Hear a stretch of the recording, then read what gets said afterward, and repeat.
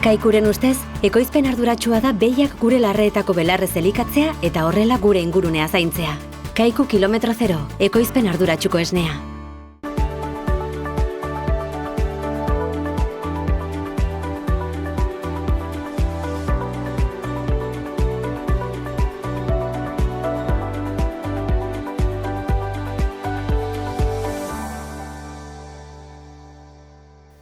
Kaixo eta ongi etorriak Ur eta Lur saio honetara. Gaurkoan lehenbiziko atalean Intiaren atala izanen dugu eta gurekin abeltzantza alorreko arduradunen Mikel Nazabal izanen da eta berak baditu zenbait gai aipatzeko, bereziki pakeen diru laguntza nola doan edo ze data dituzten eta ze aurre ikusten den.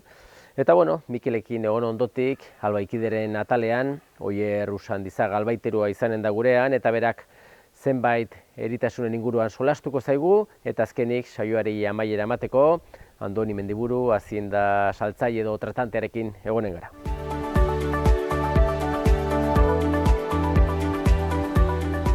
Saioaren hasieran esan dugun bezala, lehenbiziko atala, Intiaren atala izanen dugu, eta gurekin Mikel Nazabal dugu, Intiako abeltzantza alorreko arduraduna.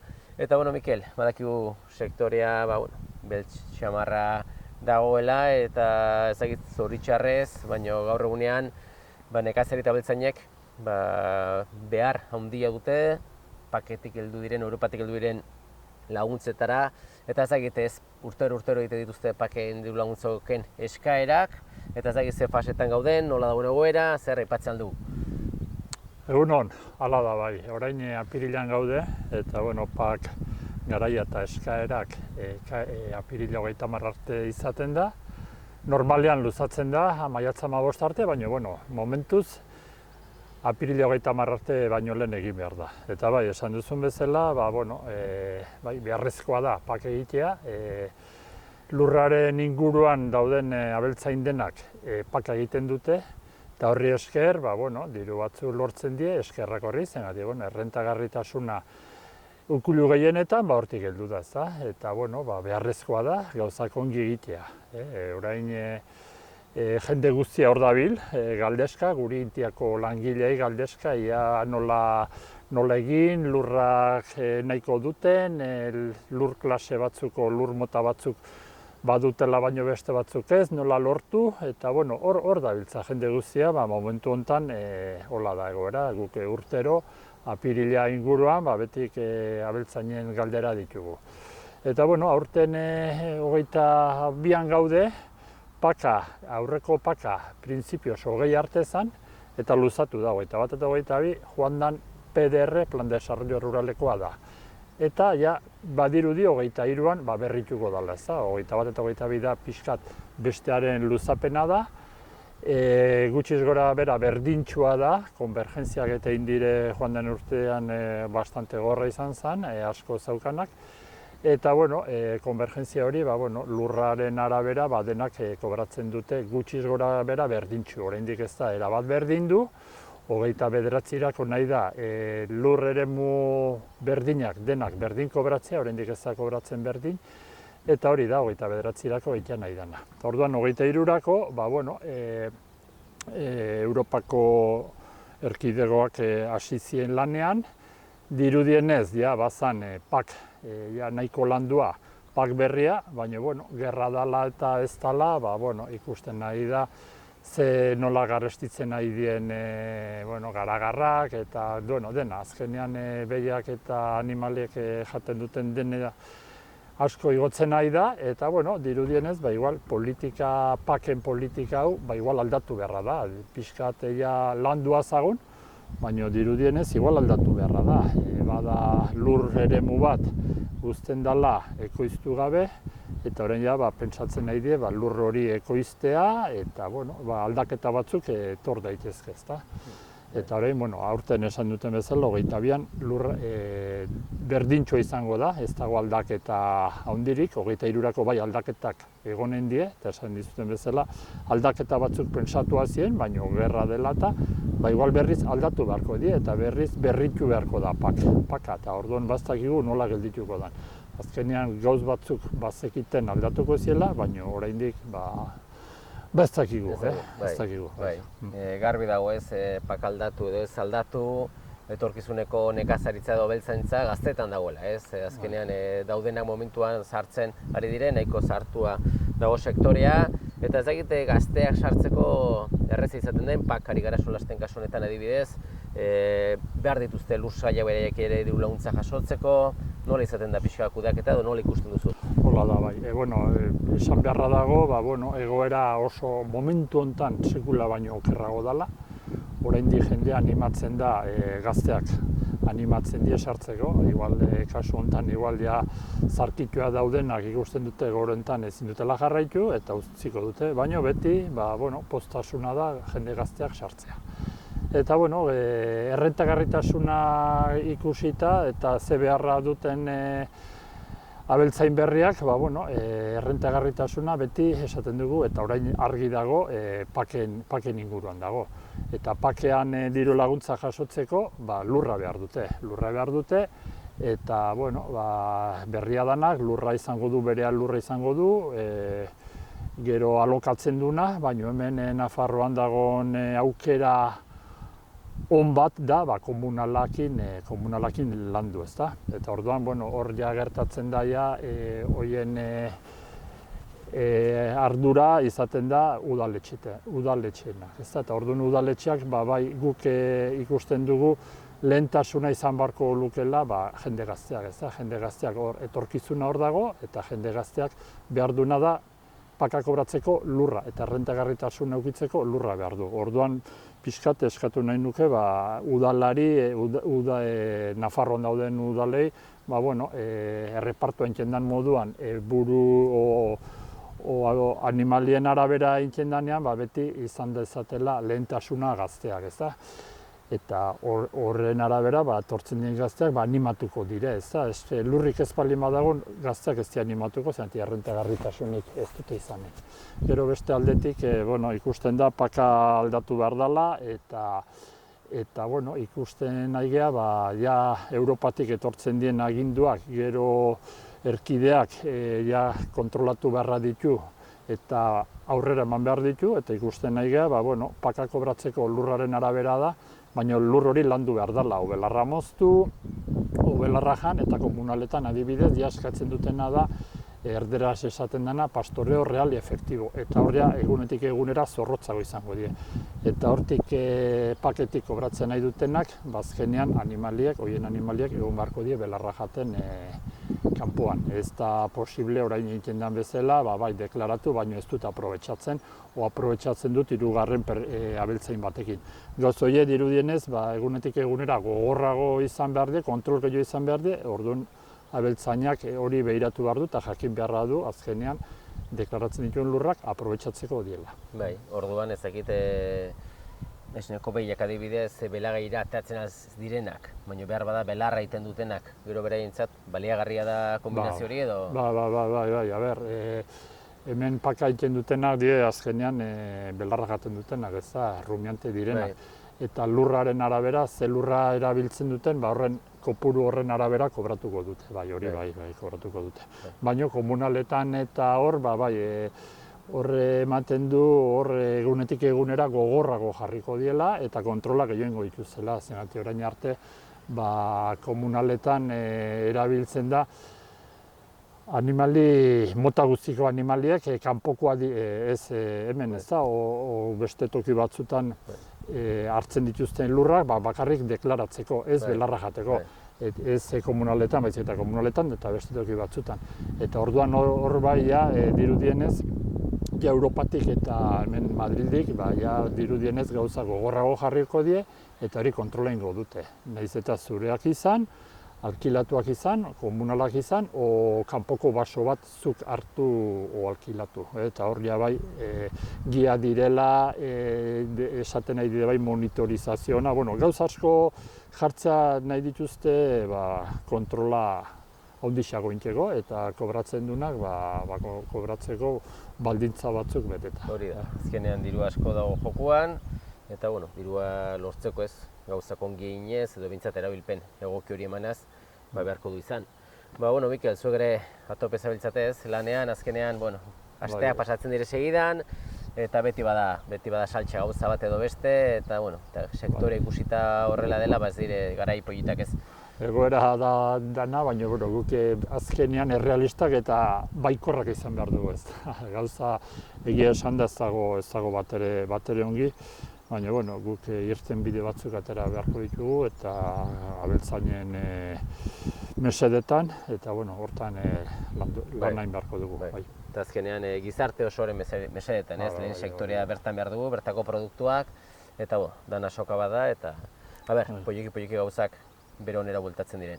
Eskerrik asko eta beste bat arte? Bai, zuiri, burren arte.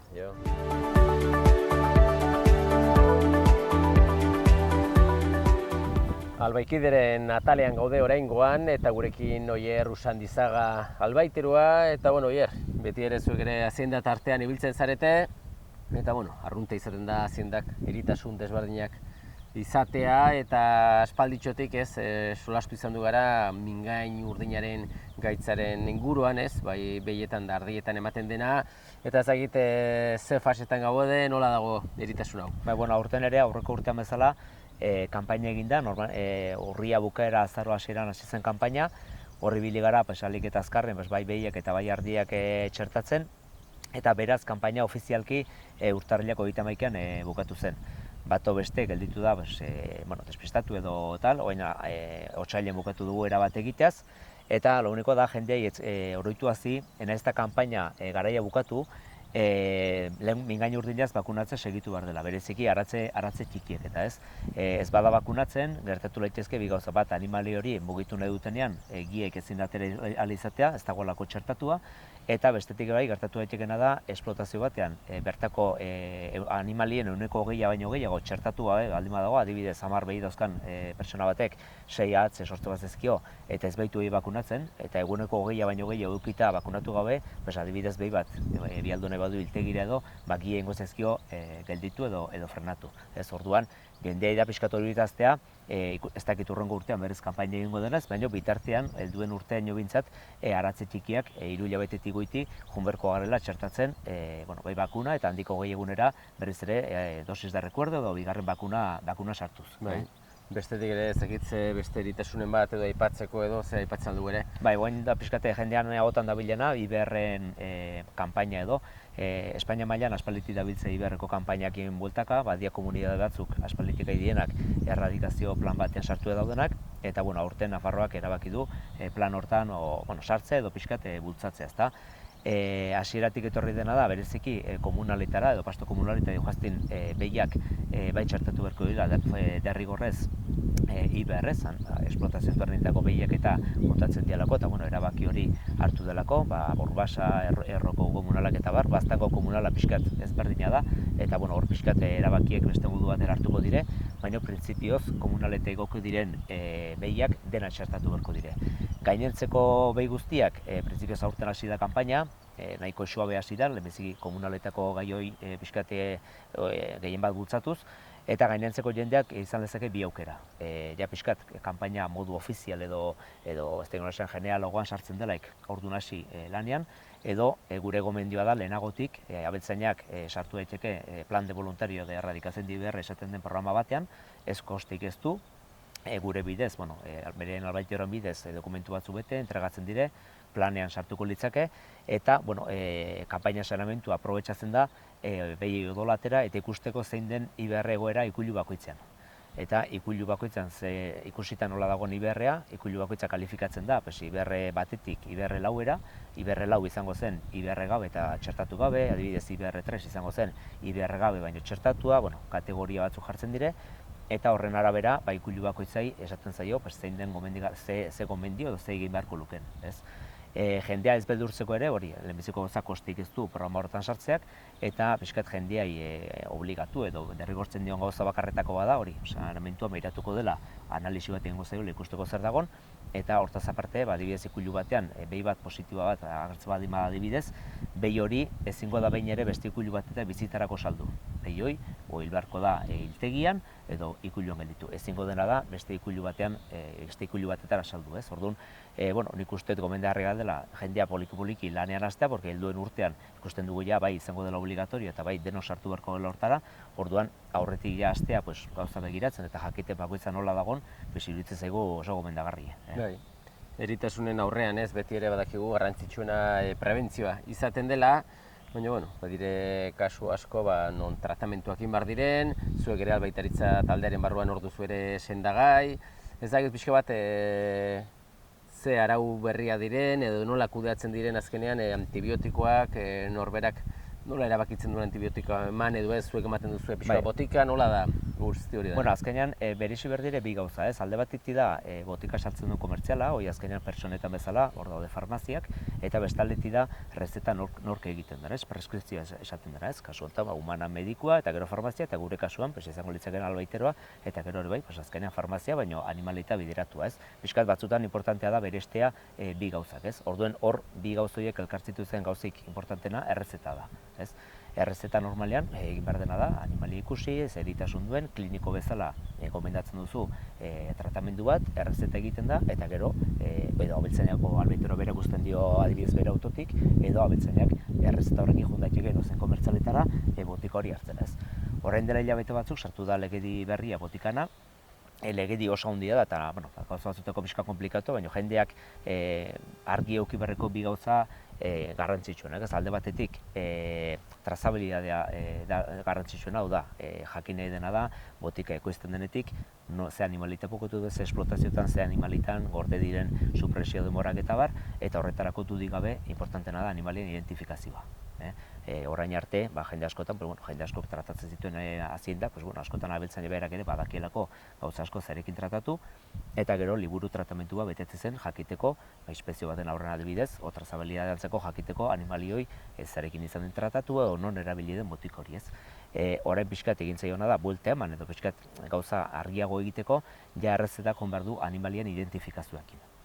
Orduan, hau ez da albaiteroen da kapritxo bat, maskera guk errezetak egiteko erabiltzen dugun plataforman, eta pausu bat obligatorioa azindan identifikazioa jartzea. Orduan, horrekin lortzen duguna da trazabilidadea erabat zuzenago izatea.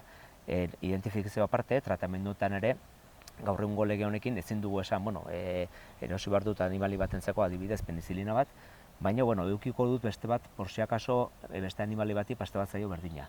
Legedi berri honekin hori bukatu da. Berez, abeltzainek ezingo du inongo almazen edo botikinek eduki beharko lukeen botika izango litzake, kasu hortan albaiteroak rezetatu dion, kasu batentzako rezetatu dion botika hori ez. Botika sobranteak gelditzen dienak, legean arabera, nahiz eta guri ja Nafarroko Gobernutik momentu behintzat esan diguten teknikoki ere ezin dugula egin beharko zen una receta no dispensación dela beste errezeta klase bat, baina momentuan hori ez dago sartu ez. Orduan, lege berri honetan azkenean garrantzitsuena da animalien identifikazioa, trazabilidadea ez dela galdu behar, botikinik ezingo eduki ikuiluetan, eta erosi ero rezetatu beharreko kantidadeak dira ahalik eta justuenak. Ez erabili frasko handiek hartu adibidez animali batentzako, ez da pixka kantitateak eta ahaliketan neurrian enibili ez. Hau dago dena antibiotikoen erabileran jetxieran plan baten barrenean ez. Azkenean aurten lege osartu da, prebizioa da helduen urtean legea ingo dute oraindik eta gehiago gogortu, eta aurrera begira asmoa izate da ikusiko dute abiltzen bakoitzak duen antibiotiko konsumo bereziki, semaforo bidezko nolabaiteko kontrol bat ingo dute, eta egin aloko izango dute, ikustu dute ikuilu batek antibiotiko asko gastatzen duela, jarriko diote argi gorri bat. Baldin badabil erdika, naranja, eta baldin badabil oso ongi, piloto berdea jarriko diote, eta hori ez. Eta, gauza guztietan bezala, horrek igual ezagin dezake eragina, pakean, subentzionetan, eta hori ez. Helburua da antibiotikoen erabilpen gutxiago baino arduratxo hau egitea. Oso ongi, Oier, garbi geratu da, pixko bat, albaikidetik duzuen informazioa, eta, badakigu lanean beti ere presa katalan asko gintzabiltzatela, segi zuen martxa, eskerrik asko. Besegi, horrei.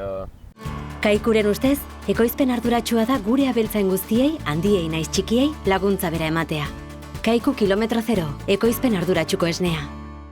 Esan bezala, hementxe gaude, Andoni Mendibururekin, bera hazienda saltzailea edo tratantea dugu, beti dandik. Eta, bueno, Andoni, sektorea triste xamarra dugu, eta azkenean, bueno, zuek ere nahiko adierazle zarete, edo zuek barrutik bizitzen duzu pixka bat, zein egoeretan dagoen sektorea, eta ezagit, pixka bat zuek azkenean ere, baita ere, zuek ere gizaintzen dituzue aretzeak, eta hortaz aparte, esan dakoa, salerosketan aritzen zarete ere, zer aipatzen aldu, ze berri diren edo zarra berri? Bueno, berria, pues bueno, a ver, sektorea ez dago bastante, guain pentsun igoera gokinta hoi, pues azkenien, a ver, dago gauza oso zaila ez lan iteko. Aragia muitu da askore bai, mino alare pentsuak eta argiak eta gasoiak eta dena, joan nola joan dien dena gora, pues dago zaila lan iteko bai. Bai, zuek ere esan dako, zuek ere izaten dituzue iruritako ikuien ere aretzak ez, gizaintzeko, eta zuek lehenbiziko zarete konturatzen zaretenak ez, aretzeak, bueno, airekin eguzkikin ez dire gizaintzen, da azkenean eman martzaio eta... Hori da bai, azkenean, pues aragia, pues, a ber, 125, 130 altxatu inda, ez? Bakarrikan pentsua eta 180 altxatu da, eta hori azkenean, pues, bueno, hori konpensatzeko goinikan ez dire numeroak atetzen. Bai, numeroak kontuak iteko orduan ere, hor ere sartzen dire diversifikatzen duen antzat, adibidez, zaldikoak dituenak ere, ez dakitu hobekixo dagoen gauza. Bueno, bai, zaldina asuntuan, bueno, joan zen gora, eta guainik bizkat ematen du gora egiten dulare, bai, perziento hori. Eta, bueno, zaldina demanda hundila da, bai. Zaldiak, bueno, Italia eramateko eta Valentzian eta hiltzeko, eta, bueno, nahi txuzte bai. Bai, pixu bat orduan, kontutan izan behar da hori ere, eta gero, hilabeteak segidan pasatzen dire, eta badirudi aurtengoz, oraingoz behintzat, okerrik ez baldin bada, San Ferminak bai ospatuko direla, eta, bueno, San Fermin feri ere, badakigu aldatu dela asko ez, azken urteetan baina feri garantzitsua da, ez, pixka bat, bueno, pixko giro hori sortzeagatik, hemengo zonaldeko ere tratanteak eta elkarken otegatik, eta, bueno, zuentza garantzitsua hori ere, ez? Bai, ez duk bakarrik zonaldeko tratantiak, eta hemengo eske azkenean San Fermingo feria, pues, alde guztitako jendia etortzen da, Asturianoak, Kantabritikan, gero Balintzeko jende hau, pues, zaldiko batzuk eramateko beren tiroan raibitzeko, pues, aragitako, pues, azkenean San Fermintoko feria zen, feri erreferentzia handi bat, bai. Bai, eta, bueno, data hori erreferentzia bezala jarrita, Valentzianok eta aurretik mugitzen dire, ez? Eta zuek ere badakizue Valentzianok sasoi hortan pixo eta aurretik lanak itxera etortzen direla, eta zuek joan martzarete pixo bat osatzen zuen, bueno, esaten aldugu zuen zaldiko multzoa edo saltzeko duzuena, ez? Ja, azten zeta prebizio bat egiten da aurretik lanak egiten, ez? Bai, pues egia erran, pues gaur goizin deitu dira Valentziako batek, bueno, enteratu dela, San Ferminak imar dutela, eta, bueno, gustatuko ziola, pues, 15 egun leheno, pues, buelta baten man, pues, ikusteko pixkatu bai. Bai, eta zuen genero bartzu prestatu pixkat ordurako? Bai, pues, azkenin marra duzu pixkat prestatu bai. Bai, San Fermin egun beran, bueno, pixko baten ematen duzu adierazle bezala, hazienda desberdina, baina saldu barrekok, hazienda hona saldu da ordurako, ez? Bai, a ber, zaldikoak guain, ez da leheno bazala, guain dela 10 urteo, 12 urteo, 14 urteo, loko zea, joaten zinen, pues, itxean igual saltzen zinun dozen ardi bat o zarbe geixio, baina beste dena joaten zen Iruña. Guain da, alrebez, ez dena saltzen etxean, pues, gelditzen mandia hori, punta bat, pues, horrekin joaten zera ferira saltzera bai. Eta bestetik hemen eskualde hauetan, oraindik afizioa ere bada hazienda pixkot izateko etxin, ozen etxetan, ozen baserritan, nezta kanpoan fabrikanari haziendak izaten dituzte. Salerosket hori beti ere izaten da, jendeak, bueno, aretzeak nahi izaten ditu saldu, pixko bat jarraitzen duzu, zuek salerosket hori egiten zuen aldean. Bai, segitzen dugu gu beti hortan segitzen dugu, bai. Eta, bueno, guain ematen duen, guain ere, badire gazte batzuk ere, hasi direna berriz ere, hor bortziri aldian, eta hemen baztanen, eta gure aldarrekan ere bai, eta, bueno, bada, ematen zuen zagola gauza pixkat itzaligua, baina, bueno, hasi da pixkat, jendia hasi da pixkat animatzen behorrak patzen, bueno, belaiek eta, itxeko belaiek eta kontzen pixkat bai. Bai, behar da ez, azkenean badakigu herri guzti hauetan lur sailak badirela, batzu maldatxo beste batzu baino, baina horiek garbi kontzeko modurik errezena zein da izatea bertan da ez? Bai, azkenean, pues, bueno, baldin badituzu animalia barreni, pues, azkenean saiatzen zera, pues, kontzen pixkot belaiak hori txukunak. Bai, eta feriak, San Fermin feria garrantzitsua, baina Kantabria alde hortan da, Asturias alde hortan da, badire beste feri batzuk, eta horietan ez da gutxik egin, ez? Ezakit jarraitzen duzuen joaten Arataldera edo... Bai, bueno, Kantabrira astero. Astiontan ere antzandu gera, gondu gera 3 aste, bueno, honekin dena, greba honekin eta dena gelditu. Mino astiontan ondugu gera, eta, bueno, guain heldu nile betian, hor Asturiasen bada, feria handi bat, Korauko feria egiten dena, maiatza 25 eta 26. Eta gero ekainan ere Posallanera eta hori dire, feria batzuk arron ibiltzen dela jende asko ibiltzen da bai. Ferio horietan zeiten duzu, hemendik eramaten dena saldu eta zer erosi edo ze ikuspegi izaten da, edo han erosi edo zertareko jotzen zate bat ipat? Ez, Asturiasko ferioitara gehien parte bat, jendiekin egoteko eta kontaktu batzuk eta oliteko. Eta, erosi eta saldu zarbait egiten da betire, bai. Bai, Asturias aldera, egonten ditugu zalditako, burgeteko tipoko zaldi horiek eta, zaldikoak. Eta, hemengo azin dago nahi, han ongi saltzen da, bai. Bai, eta Kantabriara jaia astero joaten zarete feri hortara, pasure zarete? Bai, Torrelabegakoa da diferente. Hori da Aratze feria, astero egiten dena, eta, hori du merkatu bat, bai. Bai, eta erosi bat ipat, erosi gero izentzeko men, o...? Denetatik egiten dugu, bai. Eraunten ditugu hemendikan, eta handikan ere batzutan ekartzen ditugu ere, bai. Segun ze eskaera dagoen, bai. Andoni, ikusten dugu ez, azkenean zuen martxa jarraitzen duzue, sektore hobekio edo kerxio egon, afizioa eta ofizioa hori duzue, eta aurrera segin beharrez, ez da besterik ez? Ez hemen ez da besterik, antzina bitu behar da, eta baiala da.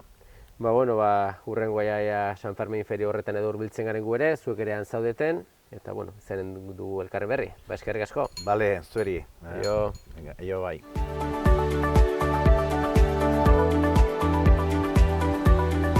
Besterik gabe, agur esateko ordua iritsi zaigu eta eskerrak emanez zuen arretagatik agurtzen gara. Ongi segi.